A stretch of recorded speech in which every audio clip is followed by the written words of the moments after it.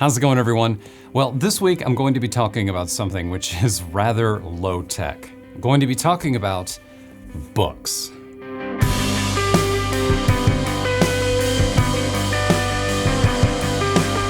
My name is Todd Dominey. I make videos here on YouTube about photography. Now, this being a photography-related channel, you're probably expecting me to be sharing a list of some of my favorite photo books from other photographers, or perhaps technical books about photography. But for this video, I'd like to try something a little bit different. Because chances are, if you're watching my channel, any photography books that I would share, you may already own or you may have already seen.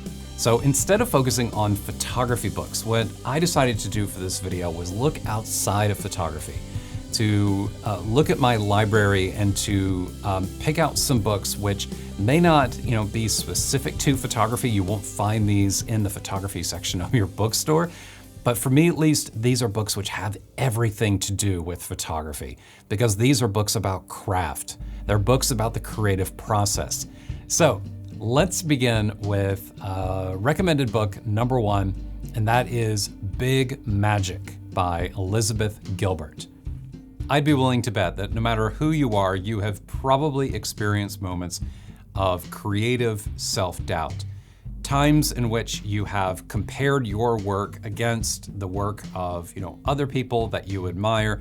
You're trying to be creative, you're trying to make something, and you're just overcome and filled with negative emotions, negative voices that are telling you that, why are you even bothering doing this? This is such a waste of time. You're never going to be as successful as that other person that you're comparing yourself to. What is the point of any of this? Wouldn't it be just so much better for you to just not do it at all, or to just do something far more practical than wasting your time on something creative? Those dark feelings and emotions and feelings of self-doubt, those things are never going to go away because they are part of the creative process. And Gilbert shares extensive stories about her own life and the way that she has worked to try and manage it. And that's really what it comes down to, is just managing it, not necessarily overcoming it, and managing it and managing those emotions in such a way so that they don't get in the way of what it is that you're trying to achieve creatively.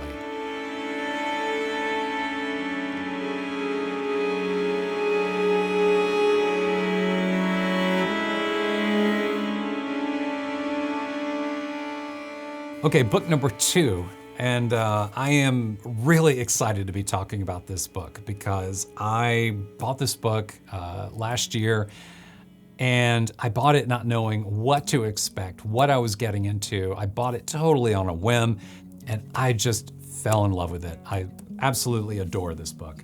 This is a book called Landscape Painting by Mitchell Albala. I don't paint. I don't have any, particular interest in becoming a painter right now, at least not at this point in my life anyway. But what I'm fascinated by reading this book is the fact that with, landscape photography, everything is, there's a high degree of realism in it, because a photograph is like a living document which captures an environment with a high degree of realism. Whereas with painting, and landscape painting in particular, everything is up to the interpretation of the artist, the person who is out there in the field with their easel and their canvas and their paintbrushes and their paint, and the method of painting that they talk about extensively in this book is a method known as the plein air method, which I honestly didn't know anything about before.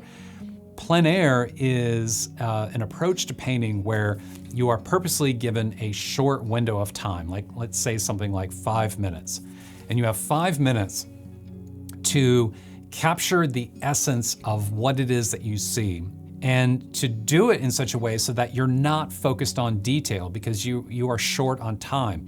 Plein air is more about broad kind of gestural strokes. It's not about going in and trying to dial in all the little specular highlights on blades of grass or anything like that.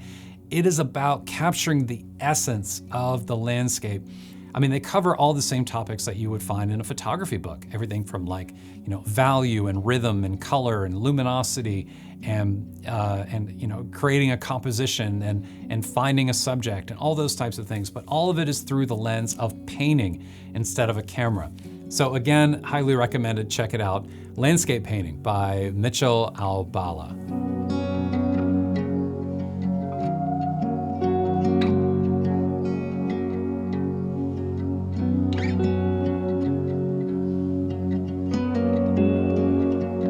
Okay, so book number 3 is a book, this is one of those books that when I went back to my bookshelf to look for some old things to read, this is one that jumped out at me, and I bought it years ago. I think I bought this for like $1 at a used bookstore because I think it's one of those books a lot of students read. I enjoyed the book back then, and I think I probably enjoyed it even more now. And well, without further ado, the book is On Writing Well by William Zinsser.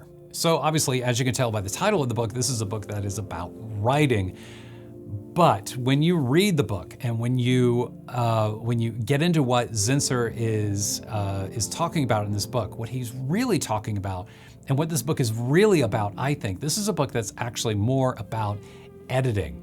This is a book about clarifying your intent when it comes to your writing, to the words that you choose to use, to your sentence structure. Whatever it is that you're writing, whether it's nonfiction or fiction, this book is all about finding what it is, finding that voice in what you're making, and to go at it and to edit it and refine it and continue to refine it, without, of course, losing the essence of what it is that you're writing, without losing the soul of it. Then once you've removed all the unnecessary and everything that is getting in the way and perhaps clouding the picture that you're trying to create, then you end up with something that's not only clear and easier to read, but is more enjoyable for the end user. And I think just creatively, the message that's in this book is awesome. Love it. On Writing Well by William Zinsser.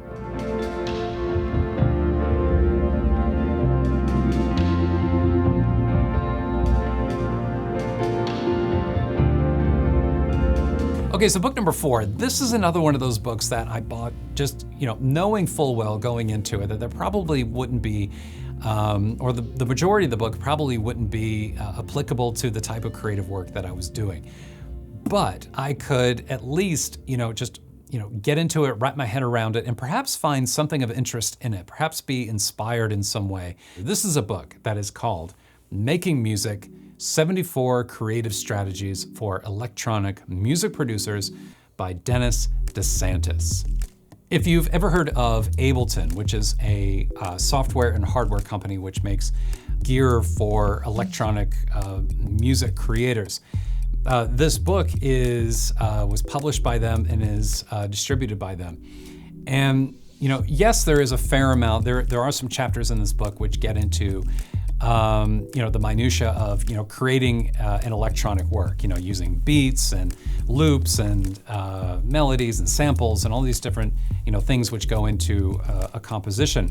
So there is some of that in here, and if that's of interest to you, then yeah, you'll love that part of the book as well. But what I found to be most inspiring about this book and what I love most about it is its practical nature, and the fact that the 74 creative strategies that they talk about in this book, they really are applicable to any field, any type of creative field that involves some type of craft, whether it's writing, photography, everything that's in here, all of the problems that they talk about here, you will find, you'll be nodding your head reading this, and you'll be like, oh yeah, I've experienced that same problem, but in this different medium, even though it's written for a different audience. The problems and the solutions that he offers in this book can be picked up and can be applied and translated to just about anything. Anyway, I could go on and on about this book. And if you want to check it out, by the way, I think it's the first 8 chapters of this book, you can actually read online for free. You can check that out over at makingmusic.ableton.com.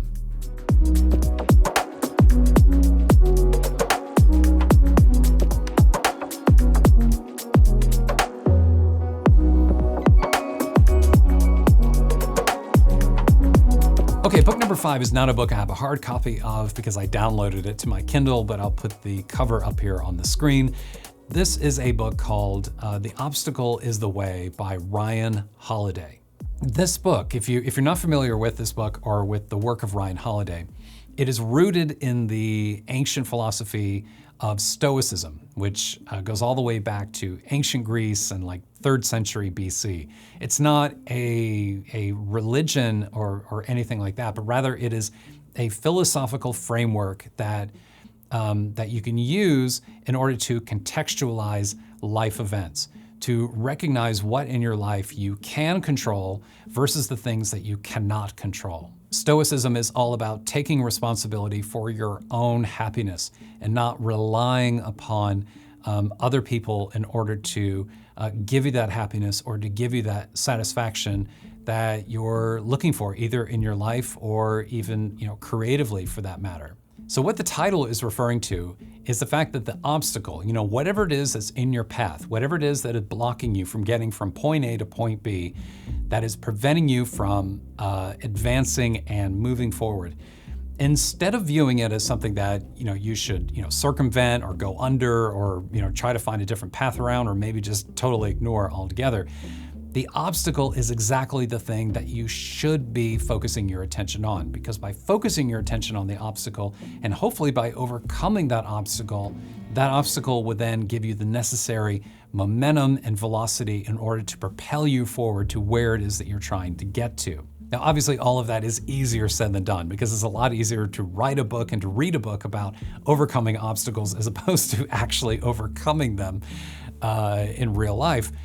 But nonetheless, I find there to be something inspiring in the ancient philosophy of Stoicism and the practicality of it, and kind of like the no BS of it. The fact that you should be focusing on the work, focusing on overcoming the obstacle, and not get so caught up in the things that you can't control, not get so caught up in the opinions of others. People whose opinions, quite frankly, really don't matter to what it is that you're doing and the trajectory and the path that you're on and trying to get to creatively with your work. I think you can find a lot of wisdom in Stoicism, and if you don't know all that much about it, I think The Obstacle is the Way by Ryan Holiday is one of the better places where you can get started.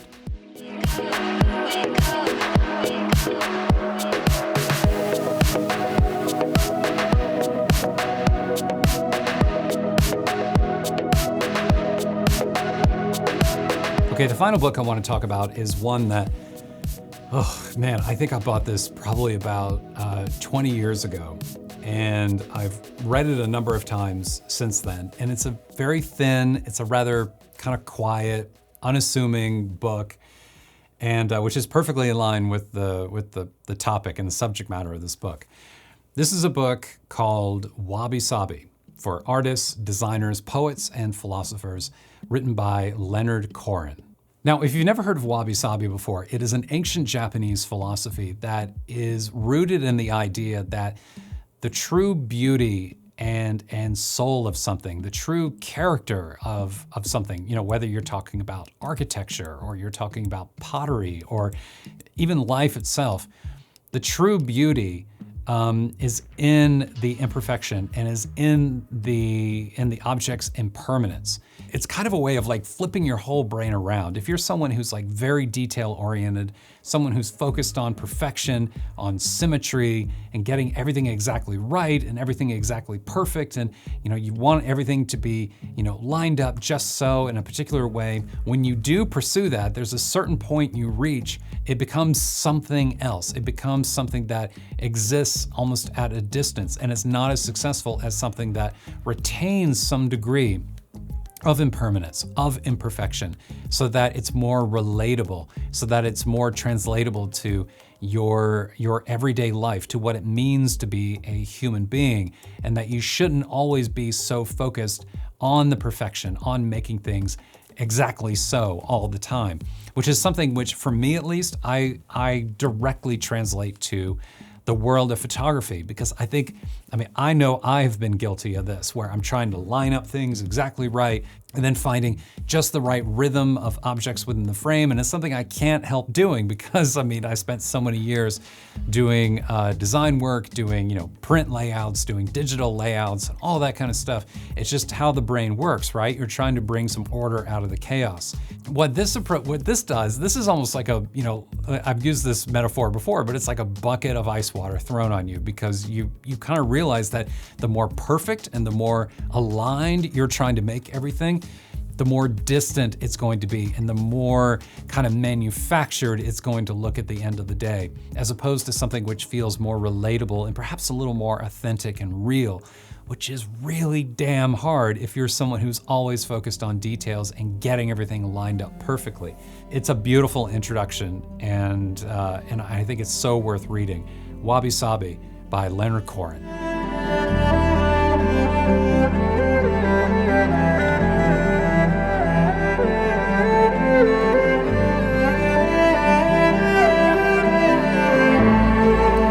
All right, so that's going to do it. I would love to know, what books would you recommend? If you could recommend a single book that I should read, or anyone else who follows this channel should read, please leave the title of the book below down in the comments. Would love to know what has inspired you, which books have helped you, be more creative, to feel more creative, which ones have given you a new perspective, which ones perhaps changed the way in which you approach photography or any other kind of creative field. Would love to hear from you. So please leave a comment below if you're interested in doing so. By the way, just want to say thank you to all of the recent subscribers to this channel. The channel's been growing quite a bit over the past couple of months, and which has been, I'm obviously really glad to see. And I'm glad to see that people are getting some value out of what I'm putting out there. So if you enjoyed this video and you learned something from it, and you were inspired to pick up perhaps something new to read, please remember to give this video a thumbs up. And if you haven't already subscribed, you can do that while you're down there as well. That is it for me, everyone. Thanks so much for being here. Be safe and be well, and I'll see you next time.